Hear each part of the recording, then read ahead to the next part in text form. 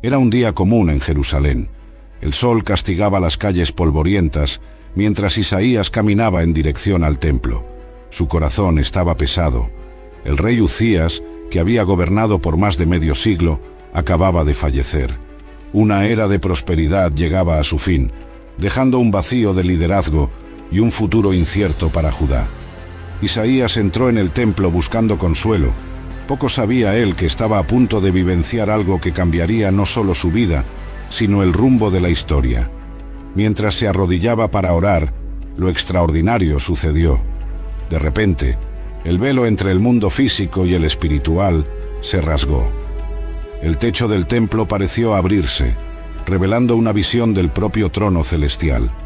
Isaías quedó paralizado, apenas pudiendo respirar ante lo que veía. Allí estaba él, el Señor de los ejércitos, sentado en un trono alto y sublime. Su gloria era tan intensa que llenaba no solo el templo, sino todo el universo. Pero no fue solo la visión de Dios lo que dejó a Isaías sin palabras. Alrededor del trono vio criaturas como jamás había imaginado existir. Eran los serafines, seres celestiales de pura luz y fuego. Cada uno tenía 6 alas, con 2 cubrían el rostro, con 2 cubrían los pies y con 2 volaban. El profeta observó maravillado mientras estas criaturas volaban alrededor del trono, clamando unas a otras en voces que resonaban por toda la eternidad. Santo, santo, santo es el Señor de los ejércitos, toda la tierra está llena de su gloria. A cada proclamación, los umbrales de las puertas temblaban y el templo se llenaba de humo. Isaías cayó de rodillas, tomado por un temor que alcanzaba lo más profundo de su alma. ¿Cómo podía él, un simple mortal, estar ante tanta santidad? Las palabras salieron de su boca casi sin querer. ¡Ay de mí! Estoy perdido. Soy un hombre de labios impuros, y habito en medio de un pueblo de labios impuros, y mis ojos han visto al Rey, el Señor de los ejércitos. Fue entonces cuando algo increíble sucedió. Uno de los serafines voló hacia Isaías, trayendo una brasa viva que había tomado del altar. La criatura celestial tocó los labios del profeta con la brasa y dijo: «Mira, esto ha tocado tus labios. Su culpa ha sido removida y tu pecado perdonado». El corazón de Isaías, que antes estaba lleno de miedo, ahora rebosaba de paz y propósito. Escuchó la voz del Señor diciendo: «¿A quién enviaré? ¿Quién irá por nosotros?». Sin pensarlo 2 veces, el profeta respondió: «Aquí estoy, envíame a mí». Este encuentro con los serafines y la visión del trono celestial marcaron el inicio de la misión profética de Isaías. Sus palabras, inspiradas por esa experiencia increíble, resonarían a través de los siglos, trayendo esperanza, advertencia y, sobre todo, una nueva comprensión de la grandeza y santidad de Dios. Vamos a sumergirnos más profundamente en el misterio de los serafines. Estas criaturas celestiales son tan fascinantes como enigmáticas.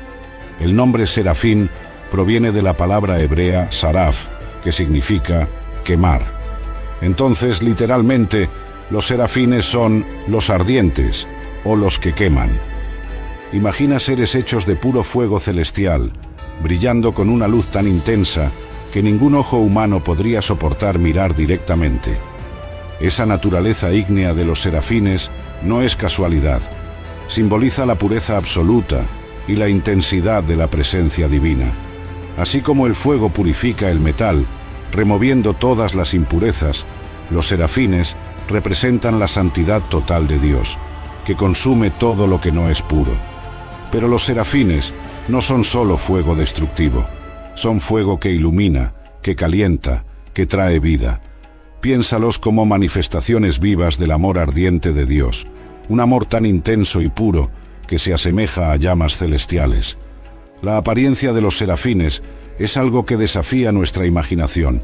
La Biblia no nos da una descripción detallada de su forma, solo nos cuenta sobre sus 6 alas. Esto ha dejado a artistas y visionarios a lo largo de los siglos libres para imaginar cómo podrían ser estos seres.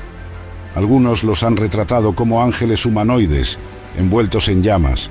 Otros los han imaginado como criaturas más abstractas, haces de luz y fuego en constante movimiento. Lo que sabemos es que son criaturas de extrema belleza y poder. Su presencia es tan impresionante que hasta el propio profeta Isaías, un hombre de gran fe, quedó completamente atónito al verlos. Imagina lo que sería estar en la presencia de seres que pasan la eternidad contemplando directamente la gloria de Dios. Los serafines nos recuerdan que hay mucho más en el universo de lo que podemos ver o entender. Expanden nuestra percepción de la creación de Dios, mostrando que el mundo espiritual es tan real y vibrante como el mundo físico que nos rodea. En un universo donde los serafines existen, lo extraordinario se vuelve posible y los milagros ya no parecen tan distantes. Una de las características más intrigantes de los serafines son sus 6 alas. Cada par de alas tiene un propósito específico y juntas nos cuentan una historia sobre la naturaleza de estos seres celestiales y sobre cómo debemos relacionarnos con Dios. Con el primer par de alas, los serafines cubren sus rostros. Esto puede parecer extraño a primera vista. ¿Por qué criaturas tan cercanas a Dios necesitarían ocultar sus rostros? La respuesta está en la santidad abrumadora de Dios. Incluso estos seres celestiales, puros y perfectos, no pueden mirar directamente la gloria completa de Dios. Ese gesto de cubrir el rostro es un acto de profunda reverencia y humildad. Piensa en esto como alguien que protege sus ojos al mirar al sol. La luz es simplemente demasiado fuerte para mirarla directamente. De la misma manera, la santidad de Dios es tan intensa, tan pura, que incluso los serafines necesitan protegerse de ella. Esto nos enseña una lección importante sobre nuestra propia aproximación a Dios. Si hasta los serafines muestran tal reverencia, ¿cuánto más nosotros, seres humanos imperfectos, deberíamos acercarnos a Dios con un profundo sentido de respeto y temor? No un miedo paralizante, sino un temor reverente que reconoce la grandeza y la santidad de Dios. Con el segundo par de alas, los serafines cubren sus pies. En la cultura del antiguo Oriente Medio, los pies eran considerados la parte más baja e impura del cuerpo. Al cubrir sus pies, los serafines están reconociendo su condición de criaturas ante el Creador. Por más elevados y gloriosos que sean, siguen siendo seres creados, infinitamente inferiores a Dios en majestad y poder. Este gesto también simboliza la prontitud para servir. Es como si los serafines estuvieran diciendo: estamos aquí, listos para hacer la voluntad de Dios en cualquier momento. Esto nos desafía a adoptar una actitud similar en nuestra propia vida espiritual. ¿Estamos listos para servir a Dios en cualquier capacidad a la que Él nos llame? El tercer par de alas se usa para volar. Esto representa la capacidad de los serafines para cumplir rápidamente las órdenes de Dios. Están en constante movimiento, siempre activos en el servicio divino. No hay pereza ni vacilación en su obediencia. Este vuelo continuo también puede simbolizar la naturaleza dinámica y activa del reino celestial. Contrario a la imagen estática que a veces tenemos del cielo, la visión de Isaías nos muestra un lugar de actividad constante, de adoración vibrante y servicio dedicado. Las 6 alas de los serafines, por lo tanto, nos cuentan una historia completa de adoración, reverencia profunda, humildad total y obediencia activa. Nos desafían a examinar nuestra propia adoración. ¿Incluye estos elementos? Nos acercamos a Dios con el debido respeto, reconociendo nuestra posición como criaturas, y estamos listos para actuar en obediencia a sus órdenes. El sonido que llena el trono celestial no es el de arpas suaves o coros angelicales, como muchos imaginan. Es un clamor poderoso, una declaración que resuena por toda la eternidad. Santo, santo, santo es el Señor de los ejércitos. Toda la tierra está llena de su gloria. Este clamor triple de los serafines es más que un simple elogio. En la cultura hebrea, repetir algo 3 veces era una forma de expresar el superlativo absoluto. Al declarar la santidad de Dios 3 veces, los serafines están proclamando que Él es incomparablemente santo, separado de toda la creación en su perfección moral absoluta. Pero, ¿Qué significa realmente ser santo? La palabra hebrea para santo, kadosh, lleva la idea de separación, de ser totalmente otro. Cuando se aplica a Dios, significa que Él es completamente diferente de todo lo demás que existe. Está por encima y más allá de toda la creación, perfecto en todos los sentidos, libre de cualquier mancha o imperfección. Esa santidad no es solo un atributo de Dios entre muchos otros, es la esencia de quién es Él. Todos los demás atributos de Dios, su amor, su justicia, su misericordia, fluyen de su santidad fundamental. Es por eso que los serafines no claman amor, amor, amor, o poder, poder, poder, sino santo, santo, santo.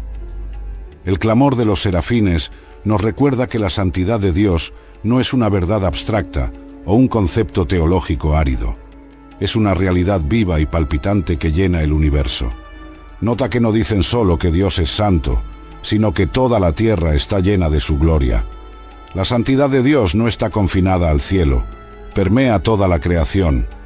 Esto tiene implicaciones profundas para cómo vemos el mundo a nuestro alrededor. Si toda la tierra está llena de la gloria de Dios, entonces cada parte de la creación, desde las galaxias distantes hasta las más pequeñas partículas subatómicas, lleva un reflejo de la santidad divina. Esto nos llama a una nueva apreciación y respeto por todo el mundo natural. El clamor incesante de los serafines también nos enseña algo sobre la naturaleza de la verdadera adoración. Estos seres celestiales no se cansan de proclamar la santidad de Dios. Su adoración no es una obligación tediosa o un ritual vacío, sino una respuesta espontánea y continua a la gloria que contemplan. Esto nos desafía a repensar nuestra propia adoración. ¿Con qué frecuencia se vuelve rutinaria o sin vida? Los serafines nos muestran que la verdadera adoración brota de una percepción constante de la santidad y la gloria de Dios. Es algo que debería permear cada aspecto de nuestras vidas, no solo los momentos de culto formal. El clamor de los serafines también sirve como un recordatorio constante de la realidad espiritual que existe más allá de nuestro mundo físico. En medio de las distracciones y preocupaciones de la vida cotidiana, es fácil perder de vista las verdades eternas. Pero los serafines continúan su clamor, recordándonos la santidad y majestad de Dios, estemos conscientes de ello o no. La escena que Isaías presenció no era solo visual y auditiva, involucraba todos los sentidos, creando una experiencia totalmente inmersiva de la presencia divina. El profeta notó que, a cada proclamación de los serafines, los umbrales de las puertas temblaban y el templo se llenaba de humo. Ese temblor no era un terremoto común, era una manifestación física del poder y la majestad de Dios. Imagina la escena. Cada vez que los serafines declaraban la santidad de Dios, era como si el propio universo respondiera, temblando en reverencia y reconocimiento del Creador. En la Biblia, los temblores frecuentemente acompañan manifestaciones de la presencia divina. Cuando Dios descendió sobre el monte Sinaí para dar los 10 mandamientos, todo el monte temblaba violentamente. Cuando Jesús murió en la cruz, la tierra tembló. Estos temblores son señales tangibles de la realidad y el poder de Dios, recordatorios de que su presencia no es algo abstracto o distante, sino una fuerza que puede literalmente sacudir los fundamentos de la realidad. El humo que llenaba el templo es otro símbolo rico en significado. En la tradición bíblica, el humo o la nube a menudo representan la presencia de Dios. Piensa en la columna de nube que guió a los israelitas en el desierto, o en la nube que descendió sobre el tabernáculo cuando la gloria de Dios lo llenaba. Este humo sirve a varios propósitos. Por un lado, oculta. Así como los serafines cubren sus rostros, incapaces de mirar directamente la gloria de Dios, el humo actúa como un velo, protegiendo a los mortales de la santidad abrumadora de Dios. Esto nos recuerda que, por más que Dios se revele, siempre permanece en parte un misterio. Hay aspectos de su naturaleza que están más allá de nuestra comprensión. Por otro lado, El humo también revela. Es una señal visible de la presencia de Dios, haciendo lo invisible de alguna manera tangible. Es como si la gloria de Dios fuera tan intensa que se desbordara al reino físico en forma de ese humo. La reacción de Isaías al encontrarse con esta visión celestial es profundamente humana y reveladora. Ante la santidad abrumadora de Dios y la pureza de los serafines, el profeta no se siente exaltado o especial. Por el contrario, es tomado por un sentido abrumador de su propia indignidad. «¡Ay de mí!», exclama, «estoy perdido. Soy un hombre de labios impuros y habito en medio de un pueblo de labios impuros, y mis ojos han visto al Rey, el Señor de los ejércitos». Esta reacción nos enseña mucho sobre la naturaleza del encuentro con lo divino. Cuando realmente percibimos quién es Dios en toda su santidad y majestad, nuestra respuesta natural no es de orgullo o autoconfianza, sino de profunda humildad y conciencia de nuestra propia imperfección. Isaías se ve a sí mismo como un hombre de labios impuros. ¿Por qué se enfoca específicamente en los labios? En la cultura hebrea, los labios representaban no solo el habla, sino todo el ser moral de una persona. Isaías está esencialmente diciendo, «Todo en mí es impuro comparado con esta santidad perfecta que estoy presenciando». Nota también que Isaías no se ve como excepcional en su impureza. Reconoce que habita en medio de un pueblo de labios impuros. Esta no es solo una confesión individual, sino una declaración sobre la condición humana en general. Ante la santidad perfecta de Dios, todas las distinciones humanas de bondad o maldad relativas desaparecen. Todos quedamos cortos de la gloria de Dios. La exclamación de Isaías, «Estoy perdido», revela el terror genuino que acompaña el encuentro con lo divino. En la Biblia, siempre que los seres humanos tienen un vislumbre directo de la gloria de Dios, la reacción inicial es de miedo. No un miedo cobarde, sino un temor reverente que reconoce la infinita distancia entre el Creador y la criatura. Este momento de autorreconocimiento es crucial en el proceso de transformación espiritual. Antes de que podamos ser útiles en el servicio de Dios, primero necesitamos vernos como realmente somos. El encuentro con la santidad divina actúa como un espejo espiritual, revelando nuestras fallas e imperfecciones que quizás ni siquiera sabíamos que teníamos. Pero la historia no termina con esta confesión de indignidad. La belleza de la narrativa está en lo que sucede a continuación. Dios no rechaza a Isaías por su impureza. En cambio, provee un medio de purificación. Esta secuencia, reconocimiento de la propia indignidad seguido por la gracia purificadora de Dios, establece un patrón que vemos repetido a lo largo de la Biblia y en la experiencia de muchos creyentes. Es solo cuando reconocemos nuestra necesidad que estamos verdaderamente abiertos a recibir la gracia transformadora de Dios. La reacción de Isaías nos desafía a examinar nuestra propia actitud hacia Dios. ¿Cuántas veces nos acercamos a Él casualmente, olvidando su santidad trascendente?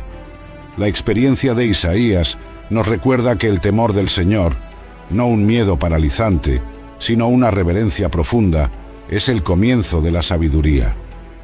Al mismo tiempo, la historia nos anima a no quedar paralizados por nuestra indignidad. Dios no se revela para condenarnos, sino para transformarnos. Como Isaías, somos invitados a reconocer honestamente nuestras fallas, pero también a estar abiertos a la gracia purificadora que Dios ofrece. Tras la confesión angustiada de Isaías, algo extraordinario sucede. Uno de los serafines vuela hacia él, trayendo una brasa viva que había tomado del altar celestial. Con esta brasa, el serafín toca los labios del profeta y declara, «Mira, esto ha tocado tus labios. Su culpa ha sido removida y tu pecado perdonado». Este momento es de una belleza y significado profundos. Representa la gracia de Dios en acción, respondiendo a la confesión sincera con purificación y perdón. Vamos a explorar los elementos de esta escena y su significado más amplio. Primero, nota que es un serafín quien realiza este acto de purificación. Estas criaturas celestiales, que momentos antes parecían tan terribles y distantes, ahora se muestran como agentes de la gracia de Dios. Esto nos recuerda que, en la economía divina, incluso los seres más exaltados están al servicio de la redención de la humanidad. La brasa viva es un símbolo poderoso. El fuego, en la Biblia, frecuentemente representa la presencia purificadora de Dios. Piensa en la zarza ardiente de Moisés o en las lenguas de fuego en Pentecostés. Este fuego celestial tiene el poder de consumir lo que es impuro y refinar lo que es precioso. El hecho de que la brasa provenga del altar es significativo. En el sistema de adoración del Antiguo Testamento, el altar era donde se ofrecían sacrificios para la expiación de los pecados. Esta brasa, por lo tanto, representa el poder purificador del sacrificio divino. Es un presagio del sacrificio final de Cristo, que removería el pecado de una vez por todas. El toque en los labios de Isaías es un acto de gracia específica y personal. Dios no purifica al profeta de manera genérica o a distancia. Toca exactamente el punto de necesidad confesado por Isaías, sus labios impuros. Esto nos recuerda que Dios conoce nuestras luchas específicas y ofrece gracia hecha a la medida para nuestras necesidades particulares. Las palabras del serafín son una declaración poderosa de perdón y restauración. Su culpa ha sido removida y tu pecado perdonado. Nota el tiempo pasado, es un acto completo. No hay período de prueba, no hay penitencia que cumplir. La purificación es instantánea y total. Este acto de purificación transforma completamente a Isaías. El hombre que momentos antes clamaba, «Estoy perdido», ahora está listo para responder al llamado de Dios. Es una ilustración vívida del poder transformador de la gracia divina. La experiencia de Isaías nos ofrece un modelo para nuestro propio viaje espiritual. Al igual que el profeta, somos invitados a reconocer nuestra necesidad, a confesar nuestra indignidad y luego a recibir el toque purificador de la gracia de Dios. Este no es un proceso que ocurre solo una vez, sino una dinámica continua en la vida cristiana. Este episodio también nos recuerda que la santidad de Dios, aunque nos hace conscientes de nuestra imperfección, no tiene como objetivo final condenarnos.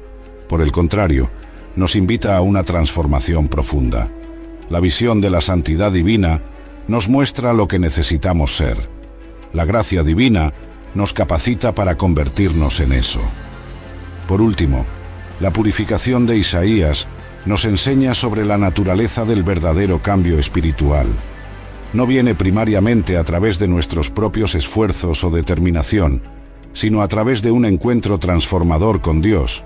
Es la gracia divina, simbolizada por la brasa del altar, la que tiene el poder de purificarnos y capacitarnos para el servicio. Tras la dramática escena de purificación, la narrativa toma un giro sorprendente. Isaías escucha la voz del Señor diciendo, «¿A quién enviaré? ¿Quién irá por nosotros?». Esta pregunta divina y la respuesta de Isaías forman un momento crucial, no solo en la vida del profeta, sino en toda la historia de la redención. Primero, considera la naturaleza de esta pregunta divina. Dios, en su omnisciencia, ciertamente ya sabía a quién enviaría. ¿Por qué entonces hacer la pregunta? Este es un ejemplo poderoso de cómo Dios interactúa con la humanidad. No simplemente impone su voluntad, sino que invita a la participación voluntaria en sus propósitos.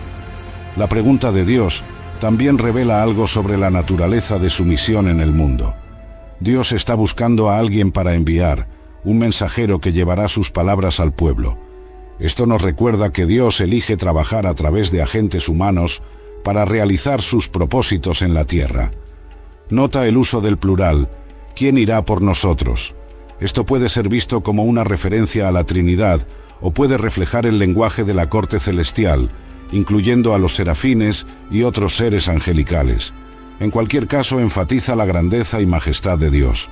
La respuesta de Isaías es inmediata y entusiasta. Aquí estoy, envíame a mí. Esta es una transformación notable del hombre que, momentos antes, estaba temblando de miedo ante la santidad de Dios.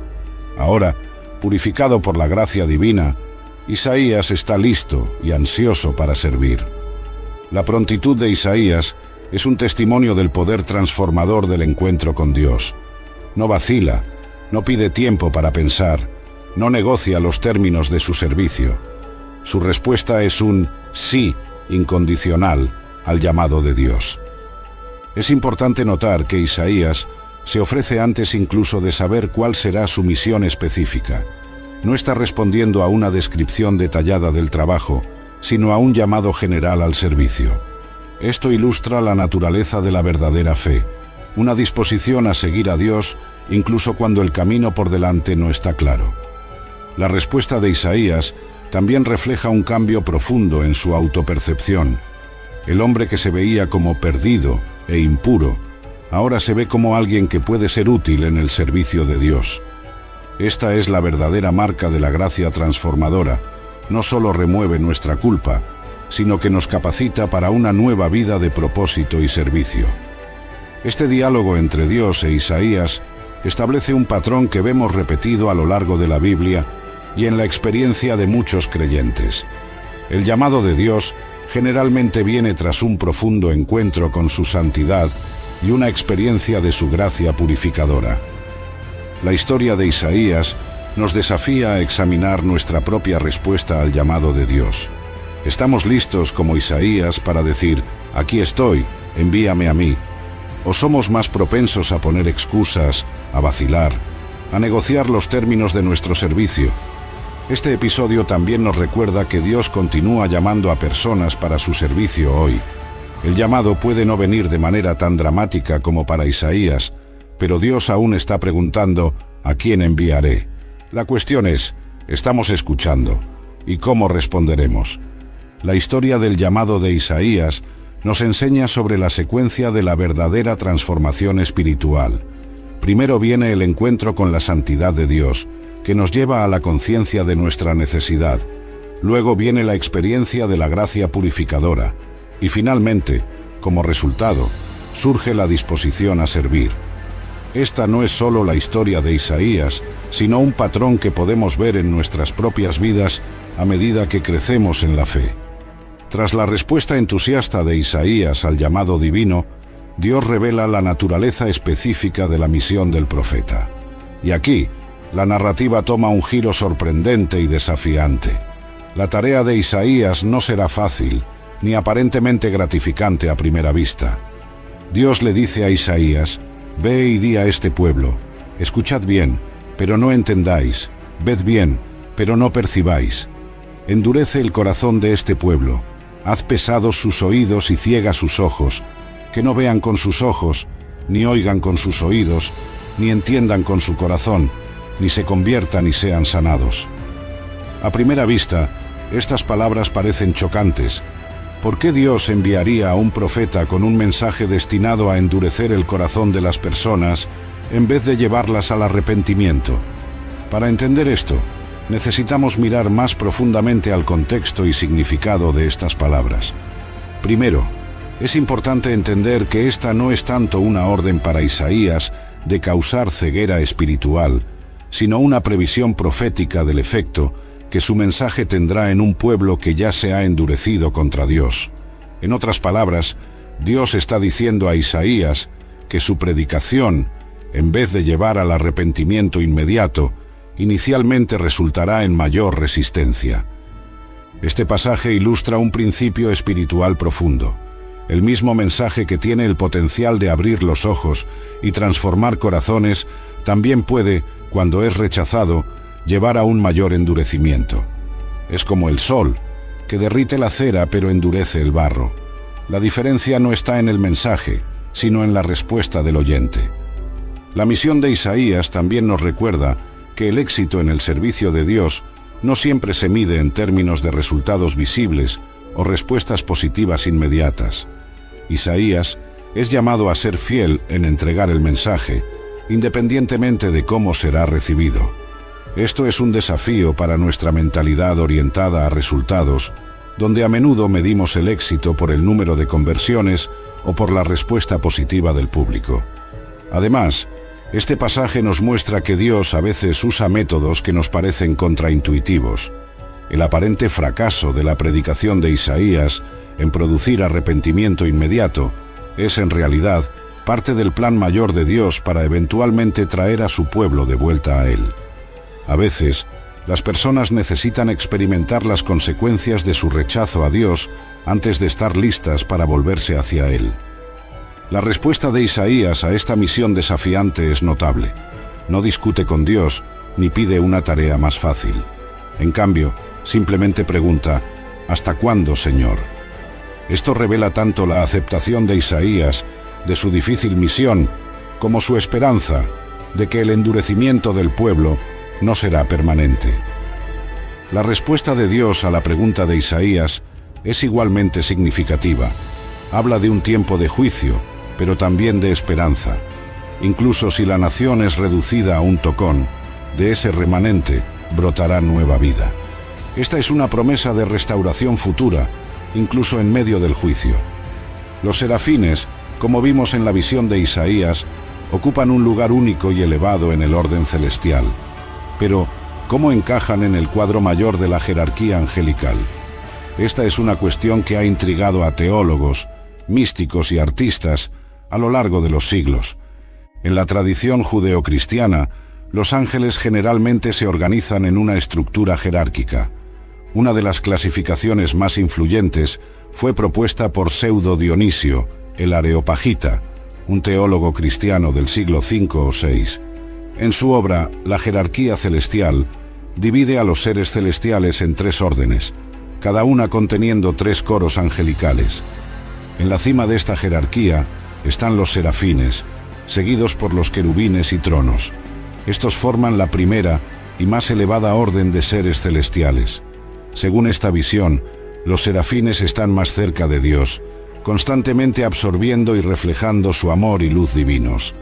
La posición elevada de los serafines en la jerarquía celestial no es solo una cuestión de ranking, refleja su función única y su proximidad a la esencia divina. Los serafines son vistos como los guardianes del trono de Dios, proclamando continuamente su santidad y actuando como canales directos de su amor ardiente. Es interesante notar que, aunque los serafines aparecen prominentemente en la visión de Isaías, son mencionados raramente en otras partes de la Biblia. Esto añade un aire de misterio a su naturaleza y función. Algunos estudiosos sugieren que esta rareza de menciones se debe a su posición elevada. Están tan cerca de Dios que raramente interactúan directamente con los asuntos humanos. Comparados con otros seres angelicales, como los querubines, que aparecen guardando el jardín del Edén y sobre el arca de la alianza, o los ángeles mensajeros que frecuentemente interactúan con humanos en la Biblia, los serafines parecen tener un papel más enfocado en la adoración continua y en la proclamación de la santidad de Dios. Esta idea de los serafines, como los más elevados adoradores, ha influido profundamente en la espiritualidad cristiana. Muchos místicos y contemplativos a lo largo de la historia han visto en los serafines un modelo para la forma más pura de oración y adoración, una devoción total y ardiente, libre de cualquier consideración egoísta. Sin embargo, es importante recordar que, aunque estas jerarquías angelicales han sido influyentes en el pensamiento cristiano, no están explícitamente definidas en la Biblia. La visión de Isaías nos da un vislumbre de los serafines, pero no nos proporciona un organigrama completo del cielo.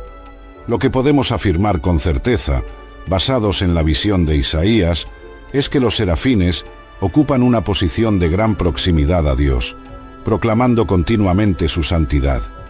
Nos muestran que, cuanto más cerca estamos de Dios, más somos consumidos por su gloria, y más naturalmente fluye nuestra adoración.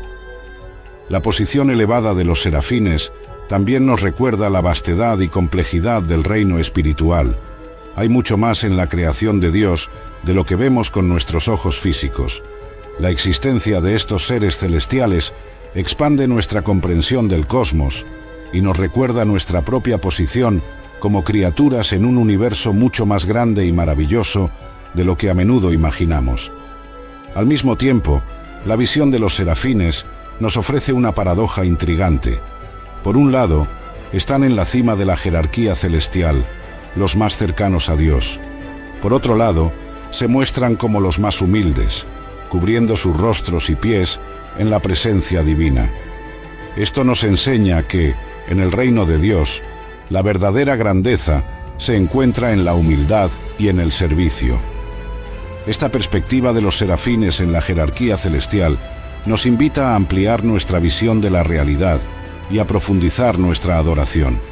Nos desafía a buscar una devoción más pura y ardiente, libre de motivaciones egoístas, y nos recuerda que, por más elevados que sean los serafines, el Dios al que adoran es infinitamente mayor y más maravilloso.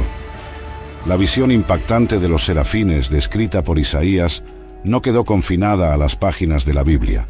A lo largo de los siglos, estas criaturas celestiales han capturado la imaginación de artistas, escritores y pensadores, dejando una marca indeleble en el arte y la cultura. En el arte visual, los serafines han sido retratados de diversas formas, reflejando diferentes interpretaciones y tradiciones culturales. En las primeras representaciones cristianas, a menudo se les mostraba como figuras humanas aladas, muchas veces en tonos rojos, para simbolizar su aspecto ardiente. Con el tiempo, las representaciones se volvieron más elaboradas. Artistas del período medieval y renacentista frecuentemente retrataban a los serafines con 6 alas, siguiendo fielmente la descripción de Isaías. Estas alas a menudo estaban dispuestas de manera intrincada, cubriendo el cuerpo de la criatura y dejando solo el rostro visible.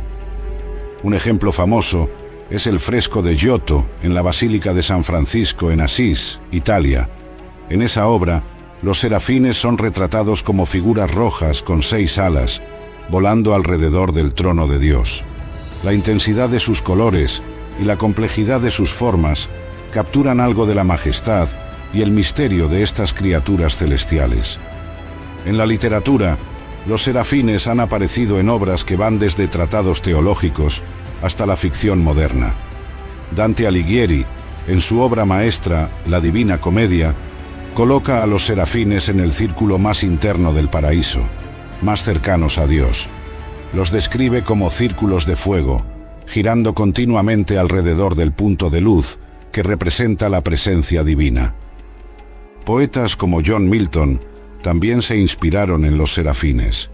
En El Paraíso Perdido, Milton retrata a estas criaturas como parte del ejército celestial, describiéndolas con lenguaje vívido que hace eco de la visión de Isaías.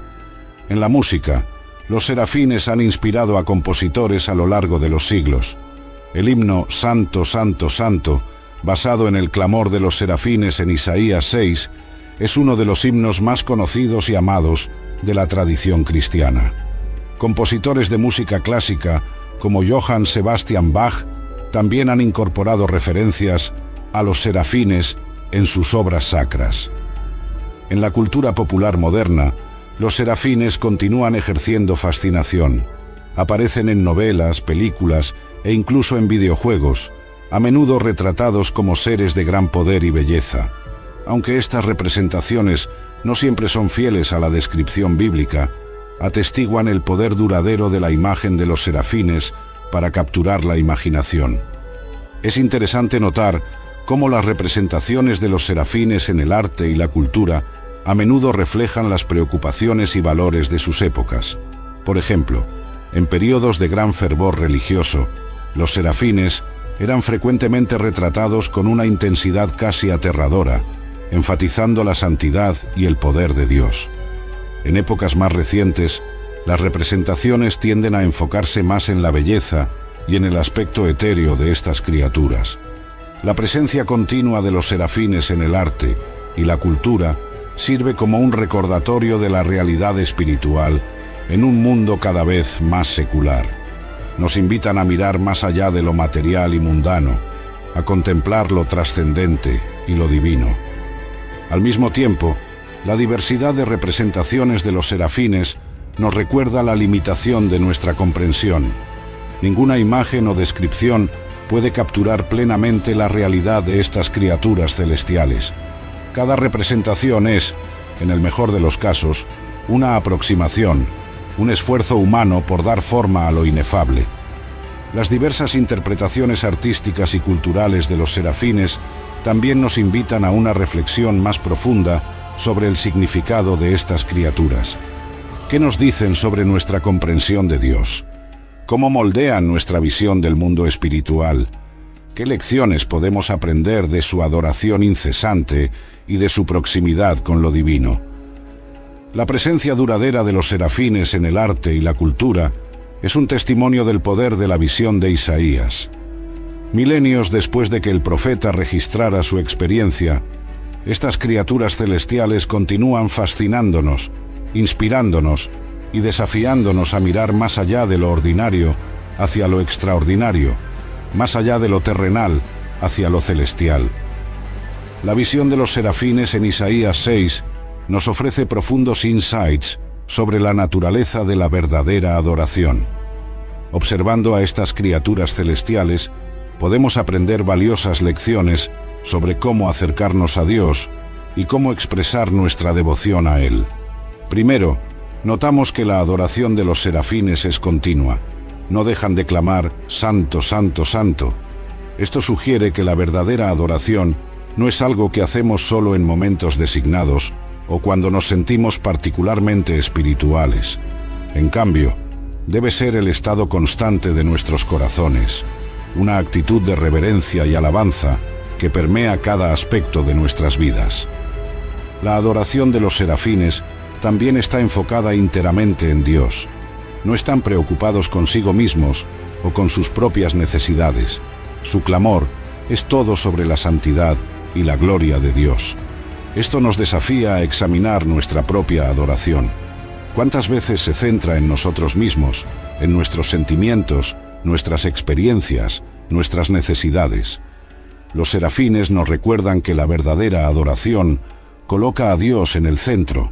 Además, la adoración de los serafines es una respuesta a la revelación de la naturaleza de Dios. No están adorando basados en rumores o de segunda mano. Están ante el trono, viendo la gloria de Dios directamente, y su adoración fluye naturalmente de esa experiencia. Esto nos recuerda la importancia de buscar conocer a Dios más profundamente. Cuanto más lo conocemos, más natural y genuina será nuestra adoración. La postura de los serafines también es instructiva. Con 2 alas, cubren sus rostros, demostrando reverencia y humildad. Esto nos enseña que la verdadera adoración siempre implica un sentido de temor reverente. No importa cuán cerca estemos de Dios, nunca debemos perder de vista su majestad y santidad. Al mismo tiempo, los serafines están activos en su servicio, volando con 2 de sus alas. Esto nos muestra que la adoración verdadera no es pasiva. Nos mueve a la acción, al servicio, a la obediencia activa a la voluntad de Dios. El contenido de la adoración de los serafines es significativo. Proclaman la santidad de Dios y declaran que toda la tierra está llena de su gloria. Esto nos recuerda que la adoración genuina siempre implica tanto la exaltación de quién es Dios, su santidad, como el reconocimiento de lo que Él hace, su gloria manifestada en la creación. Es interesante notar que los serafines responden unos a otros en su adoración. Esto sugiere un aspecto comunitario de la adoración. Aunque podemos y debemos adorar individualmente, hay algo poderoso en unirnos a otros, en la proclamación de la grandeza de Dios. La adoración de los serafines también tiene un efecto tangible. Los umbrales de las puertas tiemblan y el templo se llena de humo. Esto nos recuerda que la verdadera adoración no es solo una actividad mental o emocional. Tiene el poder de transformar la realidad a nuestro alrededor. La adoración de los serafines nos da un vislumbre de lo que será nuestra ocupación eterna. En el cielo, nos uniremos a estas criaturas celestiales en alabanza perpetua a Dios. Lejos de ser una actividad monótona, será la realización suprema de nuestro propósito, como criaturas hechas a la imagen de Dios. La visión de los serafines nos desafía a elevar nuestra adoración. Nos invita a una devoción más pura, más enfocada, más continua. Nos llama a ir más allá de formas vacías o emociones pasajeras hacia una adoración que brota de un encuentro genuino con la santidad y la gloria de Dios. En un mundo lleno de distracciones y demandas concurrentes por nuestra atención, los serafines nos recuerdan lo que es verdaderamente importante. Nos muestran que nuestra principal vocación, tanto ahora como en la eternidad, es adorar al Dios Santo que nos creó y nos redimió. La visión de los serafines no solo nos enseña sobre estas criaturas celestiales, sino que también revela mucho sobre la naturaleza del Dios al que adoran incesantemente. A través de su apariencia, sus acciones y sus palabras, los serafines nos ofrecen profundos insights sobre quién es Dios y cómo se relaciona con su creación. Primero, la propia existencia de los serafines nos habla de la grandeza y majestad de Dios. Estas criaturas de fuego y luz, tan poderosas y gloriosas que su mera presencia hace temblar los umbrales de las puertas, son solo siervos ante el trono divino. Si los siervos son tan impresionantes, ¿cuán más glorioso debe ser el Rey al que sirven? La naturaleza ígnea de los serafines también nos dice algo sobre Dios. En la Biblia, el fuego frecuentemente simboliza la santidad y la presencia purificadora de Dios. Los serafines, como seres de fuego, reflejan esa santidad divina. Nos recuerdan que Dios es un fuego consumidor, Hebreos 12, 29, que su santidad es tan intensa que consume todo lo que es impuro. El clamor triple de los serafines, Santo, Santo, Santo, es una declaración poderosa sobre la naturaleza de Dios. La repetición triple, en el lenguaje hebreo, indica el superlativo absoluto. Dios no es solo santo, es incomparablemente santo, separado de toda la creación en su perfección moral absoluta. Este énfasis en la santidad de Dios es un correctivo necesario para visiones de Dios que lo hacen demasiado familiar o casual.